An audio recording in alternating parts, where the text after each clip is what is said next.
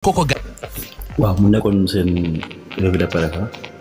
yi leen di am mbégte bu baax a baax alhamdulilahi rabbil alamin dégg nañ ni nguur gi nee nañ dañuy wàññi dund gi quoi bu si nekk gis nañ si luñ ko wàññi alhamdulilah gën a wàññi rek gën a yokk gën a talal wàññi bi rek wàññi bi gën a am doole daal dafa it na am suivi quoi ñu koy topp parce que wàññi nañ rek génne benn livre génne benn document teg te amul suivi boobaa mooy loolu am suivi teg ko si yoon wàññi bi ñu wàññi Sénégal yi nekk sa bopp xam ni wàññi nañ njëgu dund gi ñu ko dund gi moo tax ñu seet pensé bi lépp looy jënd moo tax ñu leen seet dañ yokk te yokkul woon dañ fexe ñu wàññi ba ndax tamit économie bi dugg si xam ko waaw beneen bi muy affaire politique la rek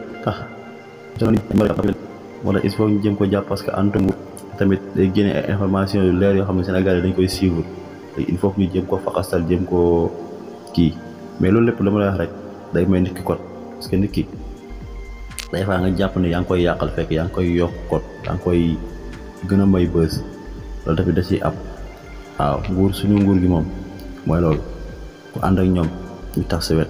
ku ànd ak ñoom ñu jëm la faxastal te loolu doxul nekkal seen taxaw sel di am mbégte bu baax di leen jaajëfal